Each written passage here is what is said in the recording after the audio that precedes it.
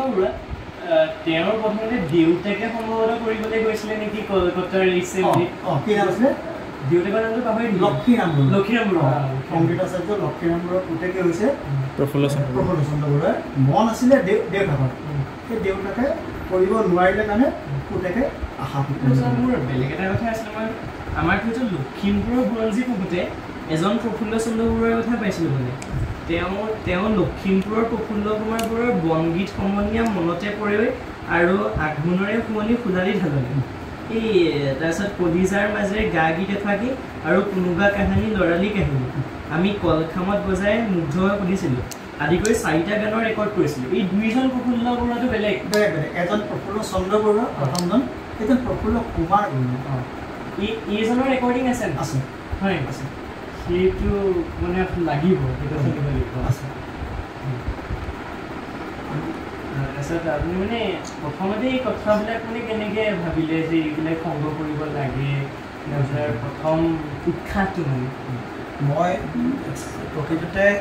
ইমানখিনি আজিৰ দিনটোৰ পৰ্যায়ে পাবগৈ বুলি মই প্ৰথম মানে ৰেকৰ্ড সংগ্ৰহ কৰা নাছিলোঁ কাৰণ মই স্পষ্ট ক'ব পাৰোঁ কিছুমানে কয় কি নহয় এইবিলাক আমাৰ জাতীয় সম্পদ এইখিনি মই কৰোঁ বুলিয়ে কৰিছোঁ মই সিমানখিনি হেৰি কথা নকওঁ মিছা কথা নকওঁ মোৰ নিজৰ আগ্ৰহ আছিলে চখ আছিলে নিজৰ আগ্ৰহ কিন্তু আগ্ৰহটোনো কেনেকৈ জন্মিছিলে আমাৰ দিনত গীত এটা শুনিবৰ কাৰণে পচন্দৰ গীত এটা শুনিবৰ কাৰণে আমি ৰেডিঅ'লৈ চিঠিৰ যোগেদি অনুৰোধ কৰিব লগা হয় ডাকঘৰ চিঠিখন দিব লাগিব আৰু চিঠিখন গৈ পায় ৰেডিঅ' চেণ্টাৰ বজোৱা মানে এই পচন্দৰ গীতটো শুনোতে মোৰ 20 দিনমান লাগি যায় আৰু তেতিয়া তাত অনুষ্ঠানটোত কৰি ইয়াৰ গ্ৰামোফোন ৰেকৰ্ড গীতৰ অনুষ্ঠান কল্পতৰু বা সুৰৰ খান এনেকৈ একদম কৰি দিয়ে গ্ৰামোফোন ৰেকৰ্ডৰ গীতৰ অনুষ্ঠান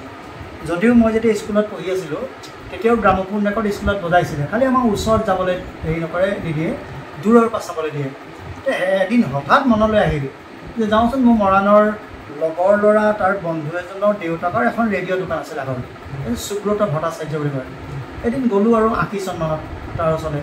গৈ ক'লোঁ যে তহঁতৰ যে এনে ৰেকৰ্ডবিলাক যে আছে নেকি বোলে নাই এতিয়া সেই পুৰণা বাকচটোতে চা 2-3খনমান আছে পাওঁ যদি তাতে পালোঁ 3খন হিন্দী ৰেকৰ্ড পালোঁ প্ৰথম 3খন তাৰপিছত তাকেই ক'লোঁ যে মোক এটা গ্ৰামোফোন এটা দে সি দিব নোৱাৰোঁ বুলি কৈছিলে যদিও মই 6 মাহমানৰ ৰিকুৱেষ্টৰ ফলত গ্ৰামোফোন এটা দিলে আৰু সি ক'লেগৈ আজিৰ পৰা মোৰ ওচৰতে আৰু নাহিবি মানে এই সংক্ৰান্তত নাহিবি মানে মোৰ লাগতিয়াল বস্তুটো মই যদি মোক যদি লাগে মই সেইটো উলিয়াই মানে মোৰ মানে প্ৰায় মই মানে হেৰি কৰি ল'ব পাৰোঁ উলিয়াই ল'ব পাৰোঁ হাচিল কৰি ল'ব পাৰোঁ ইমানেই তাক আমনি দিলোঁ গ্ৰামোফোন দি মুঠতে এইটোৱে ক'লে যে তই আৰু মোৰ ওচৰলৈ গ্ৰামোফোন মানে এইবিলাক সংক্ৰান্তত নাহিবি সেই প্ৰথম 3খনৰ পৰা সেই 3খনৰ 6টা গীত শুনিখন আমনি লাগিলে কিন্তু আকৌ আৰু 2টা শুনিবলৈ মন গ'ল আকৌ ক'ৰবাত বিচাৰি গ'লোঁ আকৌ 2খন পালোঁ আকৌ তেনেকৈ গৈ 20খন হ'লগৈ এদিন 200খন হ'লগৈ এদিন 1100খন হ'লগৈ এই 1100খন হওঁতে মই অকণমান সাৱধান হৈছোঁ এইটো সম্ভৱ মই চাগে ভাল কামে কৰি আছোঁ মোৰ নিজৰ যেতিয়া আগ্ৰহ জন্মিছে মোৰ ভতিজা দুজনী আছিলে দীপালিমা দুৱৰা চলিয়া আৰু ৰূপালিমা দুৱৰা তাহাঁত দুজনীকো এইখিনি মানে সোৱাদ দিলোঁ তাহাঁতিও লৈছে গান যে গায় তাই হয় এই তাৰপিছত দেখিলোঁ নাই হেৰিয়ে লৈছে মানে নৱপ্ৰজন্মই লৈছে গীতবোৰ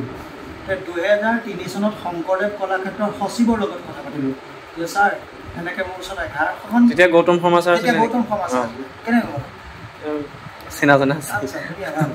তেখেতে মই ক'লোঁ ছাৰ নৱপ্ৰজন্মৰ আগত এইখিনি প্ৰদৰ্শনী আকাৰে দেখাব পৰা যায় নেকি একদম ভাল কথা যে জুলাই মাহৰ 15টা তাৰিখ এটা দিলে 7 দিনৰ কাৰণে দিছিলে 2003 চনত 7 দিনৰ কাৰণে নি সঁচাকৈ মানে নৱপ্ৰজন্মই যেনেকৈ আঁকোৱালি ল'লে লৈ প্ৰায় মানে এক্সটেনশ্যন কৰি এমাহমান কৰিলে সেই প্ৰথম মানে পাব্লিকলি ৰেকৰ্ডখিনি দেখুওৱা আৰু শুনোৱাৰ প্ৰথম সুবিধাটো সংগ্ৰহটো এইটো আৰু প্ৰথম শ্ব' কৰাটো আৰু এই আপুনি ভূপেন হাজৰিকাৰকো এখন হেৰি দিছিলে বুলি শুনিছিলোঁ মানে ভূপেন কোন গলিয়ে যে কোন গানটো যে সেইটো মানে ভূপেন হাজৰিকা পাই পেলাই খুব ব্যাগনৰ পিছত আছে মানে কিবা লিখিও দিছিলে মানে আপুনি থৈছেও নেকি বুজিছে সংগ্ৰহৰ ওপৰত ভাল চৰ্চ তুমি অধ্যয়ন কৰি আছা মোৰ সংগ্ৰহখিনিৰ ওপৰত একেবাৰে সত্য কথা ভূপেনদাৰ প্ৰমাণ সহকাৰে মানে 10 বছৰীয়া 11 বছৰ বয়সীয়া ভূপেনদাৰ মোৰ যথেষ্ট গীত আছে 10 বছৰ 11 বছৰ গোৱা তাৰে কেইটামান গীতৰ মোৰ প্ৰমাণ আছে যে এইকেইটা গীত ভূপেন হাজৰিকা গাইছে প্ৰমাণ আছে কিন্তু কেইটামান গীতৰ প্ৰমাণ নাই কিন্তু মাত সম্পূৰ্ণ একেই মোৰ মতেতো এইটো একদম সম্পূৰ্ণ হেৰিয়ৰ হয় ভূপেন হাজৰিকাৰ মানে মাত হয় 10 বছৰ 11 বছৰ এই সংক্ৰান্ততে মই সুবিধা পাইছিলোঁ ভূপেন হাজৰিকাক লগ পাবলৈ লগ পোৱাৰ পিছত তেখেতৰ কণ্ঠত প্ৰমাণ নথকা যিকেইটা গীতৰ মোৰ আছে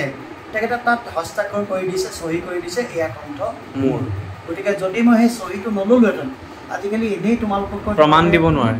প্ৰমাণ নলয় আজিকালি কিন্তু মই ইমানটো কওঁ কাকো এৰি নিদিবা আজিকালি কোনো এজনক এৰি নিদিবা যদি তোমালোকৰ সন্দেহ থাকে সেই তথ্যটোৰ ওপৰত কাকো নেৰিবলৈ কৈছোঁ দেই মোকতো নেৰিবলৈ কৈছোঁ আৰু কোনো এজন বিজ্ঞকো নেৰিবা প্ৰমাণটো লৈহে ল'বা থৰকৈ কঁপিব কিছুমান থৰকৈ কঁপিব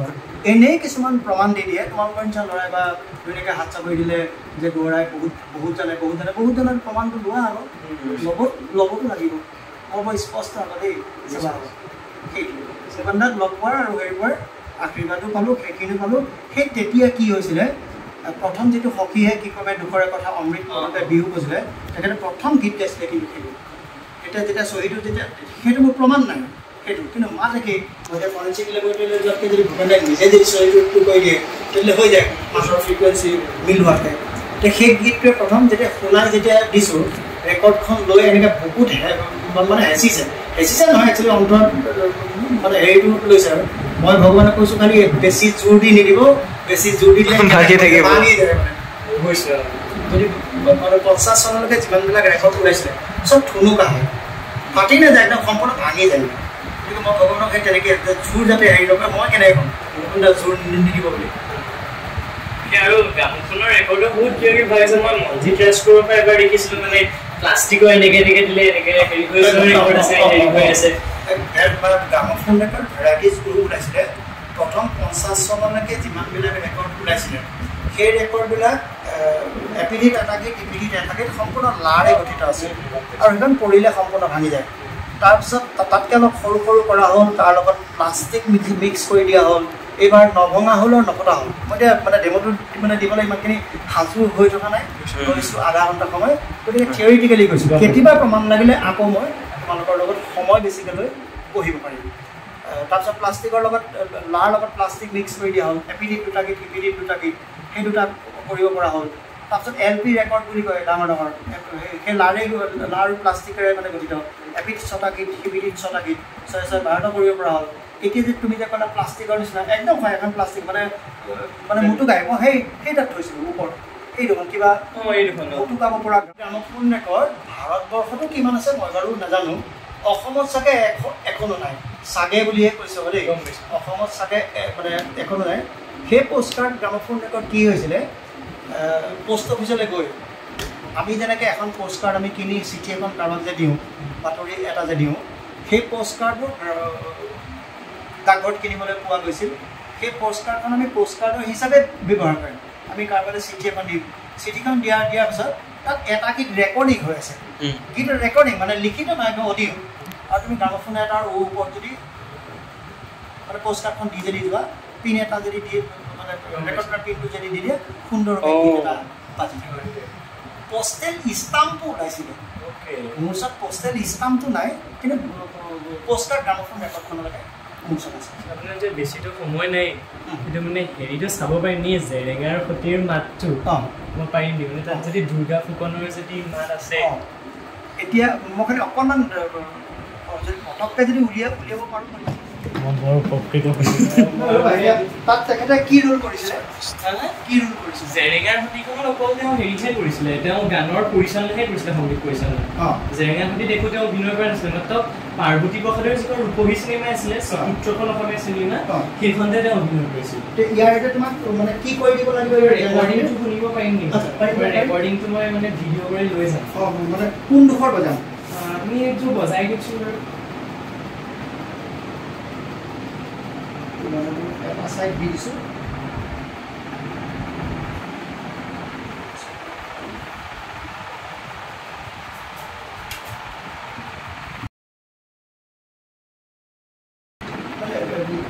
গোটেই 6খন ৰেকৰ্ডত গোটেই মানে হেৰি জেৰেঙাৰ সতীখন মানিবলৈ হৈছে এখনত মানে নহয় আকৌ সেইকাৰণে যিকোনো এটা খণ্ড হয় এটা চাইডে দি দিছোঁ পাইছো বুজি পাইছো পাইছোঁ মই সেইটো আৰু কিমান জয় মাতা কিমান দিনৰ মূৰত যাওঁ মোৰ খবৰ প্ৰতি জানৰ দেৱতা মোৰ মই ভাগ্যৱতী জয়মতী কোনে কৰিছে জানানে অন্তিম কালৰ আগতে আৰু এবাৰ তোমাৰ পদূলিৰে জয়া জয়া জীৱনে পাহৰি মোৰ দুখ তোমাৰ কথা দেৱতা মোৰ ঈশ্বৰ মোৰ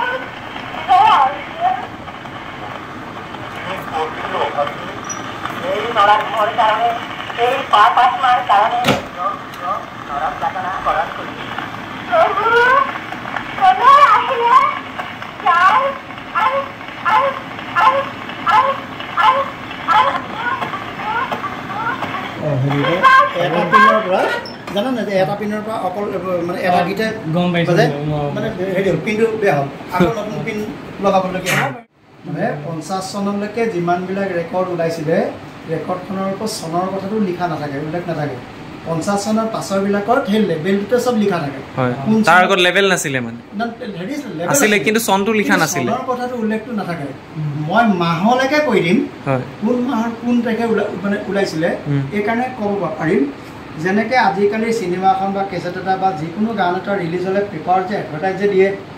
তাহানি দিনৰ ৰেকৰ্ডখন ওলোৱাৰ পাছত বা ওলোৱাৰ আগত বাঁহী সাদিনী অসমীয়া আবাহন এইবিলাকত সেই ৰেকৰ্ডবিলাকৰ বিজ্ঞাপন দিছিলে যে ইমান তাৰিখে ৰেকৰ্ডখন ওলাব ইমান তাৰিখে ৰেকৰ্ডখন ওলালে মোৰ প্ৰায় গোটেইখিনি আছে ডাটাখিনি পাইছেনে গতিকে মোৰ চাওঁ বুলি ক'লে মই মানে মই দেখাই দিম নিশ্চয় নিশ্চয় সন্দেহ যদি হয় দেই যদি সন্দেহ কিন্তু এদিনতো নহয় এতিয়া 24 চনত যে ৰেকৰ্ডখন যে ওলাইছিলে চবেই কয় যে 24 চনৰ 21 ছেপ্টেম্বৰ মানে কোনোবাই পাতিয়ে গৈছে ছেপ্টেম্বৰ মাহৰ 21 তাৰিখে ৰেকৰ্ডখন ৰিলিজ হৈছিলে নহয় মই সাধাৰণতে বিতৰ্ক নকৰোঁ মানে তুমি যি কোৱা কৈ থাকা কোনোবাই কিবা কৈ থাকে এতিয়া লোকনাথ গোস্বামীয়ে কৈছিলে লোকনাথ গোস্বামীয়ে 21 ছেপ্টেম্বৰত ৰেকৰ্ডখন ৰিলিজ হৈছে বুলি কৈ 21 ছেপ্টেম্বৰত 24 চনৰ 21 ছেপ্টেম্বৰত তেওঁলোকে এখন মানে অনুষ্ঠান এটা পাতিলে ৰেকৰ্ড ৰিলিজ হোৱা কিন্তু নহয় বৰদিনৰ আগে আগে 24 চনৰ বৰদিনৰ আগে আগেহে তাৰ তাৰিখটো কিন্তু মানে কিন্তু দিয়া নাই গতিকে মই তাৰিখ ক'ব নোৱাৰিম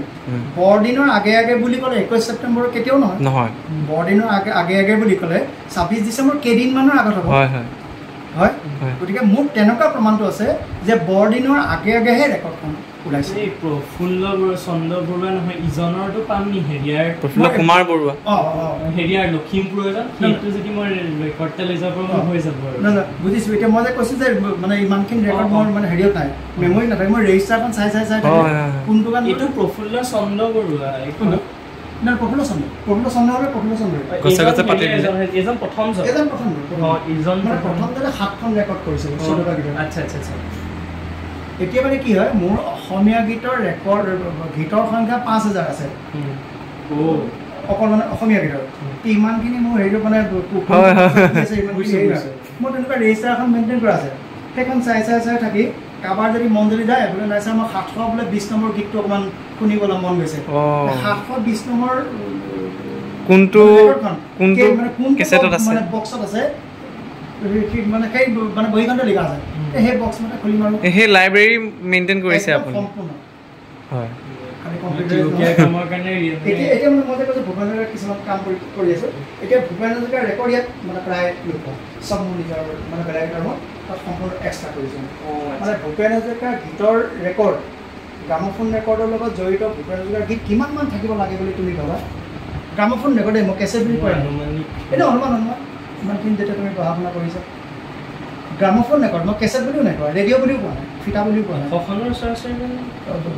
গীতৰ সংজ্ঞা নাই এনে অনুমান মোৰ 450 গীতৰ গ্ৰামোফোন ৰেকৰ্ডৰ লগত জড়িত গীতৰ অকল গ্ৰামোফোন ভূপেন হাজৰিকা কলিকতাত যেতিয়া গৈছিলে জ্যোতিপ্ৰসাদ বা বিষ্ণুৰাভাৰ লগত মানে XMV ধেৰ কৰি পেলাইছিলে ন ষ্টুডিঅ'ত তেওঁ মানে গানৰ হেৰি মোৰ 450 গীতৰ নিজে গোৱা নহয় নিজে গোৱা কালেকশ্যন নহয়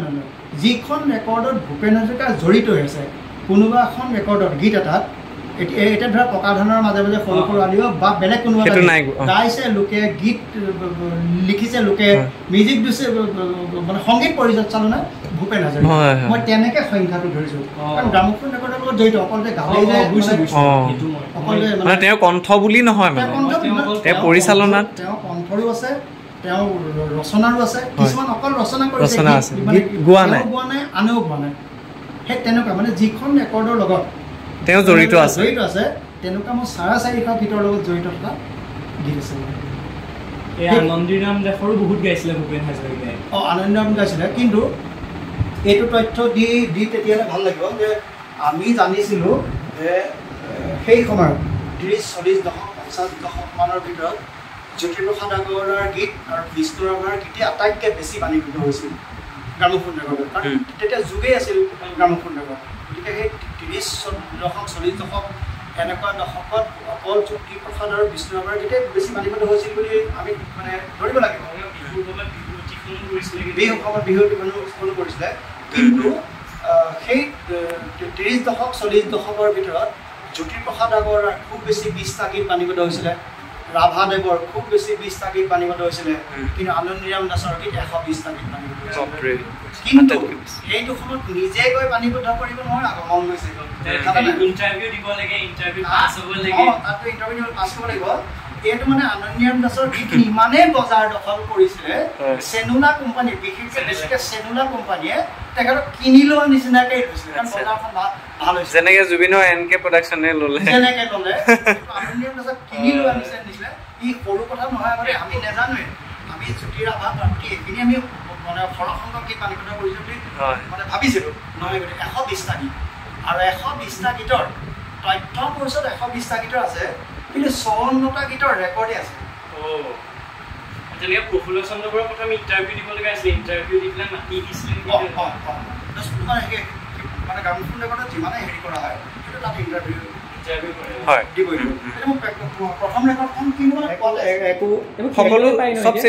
চব চেম চাইজৰ এতিয়া ভাৰত একচুৱেলি ডুপ্লিকেট বস্তু বনোৱাত মানে বিৰাট এতিয়া যদি কলিকতালৈ যাওঁ আমি পিনবিলাক পাম কিন্তু পিনৰ হেৰিটো এইটো আছিলে এটা ইয়াত যদি আমি আলপিন এটাও যদি মই যদি কাটি যদি আলপিনটো লগাই দিওঁ এই ধুনীয়াকৈ গীত এটা মানে ইয়াৰ গীতটো বাজিব কিন্তু কেইবাৰমান গীতটো বজাৰ পাছত ৰেকৰ্ডখন মানে ৰেকৰ্ডখন নষ্ট হ'লে পিনটো জোঙা হৈ থাকিলে কিন্তু ইয়াৰ মেটেৰিয়েলটো এনেকুৱা ৰেকৰ্ড নাকাটে ৰেকৰ্ড ক্ষয় নাযায় এটা গীত বজোৱা যিমানটো সময় লাগিব সেই পিনটো মানে হেৰিটো জোঙাটো ভোটা হয় সি ক্ষয় গ'ল ই ক্ষয় নাযায় কলিকতালৈ গ'লে এইবোৰ পাম নাই বিচাৰি কলিকতালৈ গ'লে এতিয়াও হিন্দী বাংলা ইংলিছ এইবিলাক লাখ লাখ টকা লৈ যোৱা ট্ৰাকে মই তোমাক এড্ৰেছটো দি দিব পাৰিম কিন্তু অসমীয়া এখনো তাত গীতৰ ৰেকৰ্ড নোপোৱা খুব বেছি যদি এখন পোৱাও মিনিমাম 700 টকাৰ পৰা 1000 টকা মানে অসমীয়া ৰেকৰ্ডবোৰ কলিকতাত থৈতো একো লাভ নাই অসমীয়া ৰেকৰ্ড হোৱা মাত্ৰকে অসমলৈ পঠিয়াবই লাগিব বিক্ৰীৰ কাৰণে মই সংগ্ৰহ কৰিছিলোঁ কাৰণে অসমত হৈ পেলনীয়াৰ পৰা বা সংৰক্ষণ কৰি যোনে যেনেকৈ ৰাখিছিলে মই গৈ বুটলি আনিলোঁ কাৰণে অসমীয়াখিনি পালোঁ কিন্তু কলিকতাত অসমীয়া বিচাৰি যোৱা এখনো নোপোৱা কাৰণ তাৰ বস্তু চব পঠিয়াই দিলে নহয় ইয়াত আপুনি ইয়াত ক'ৰ পৰা সংগ্ৰহ কৰিছে মই মানে প্ৰথম প্ৰায় 10 বছৰমান মই এইবিলাক একো মানে নোটত ৰখা নাছিলোঁ মানে কাৰ ঘৰৰ পৰা কেনেকৈ আনিছিলোঁ কিন্তু যেতিয়া মই পাছত মানে প্ৰশ্ন যেতিয়া মানে আহিলে মানুহৰ পৰা নিজৰ বাধ্য হ'ল তেতিয়া মই বাধ্য হ'ল যে ৰেকৰ্ডবিলাক ক'ৰ ৰাখিব লাগে মই ইয়াৰ হেৰিটা ৰখা হওক মই যিমানখিনি পাৰিলোঁ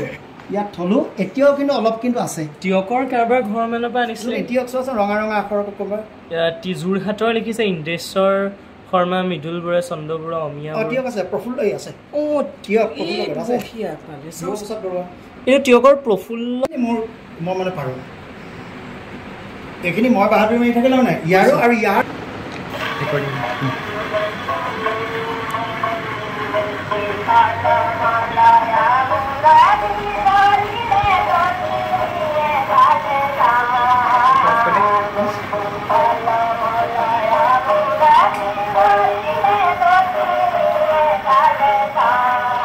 সাউন্ড দিব নোৱাৰি জানানে সাউন্ড দিব নোৱাৰি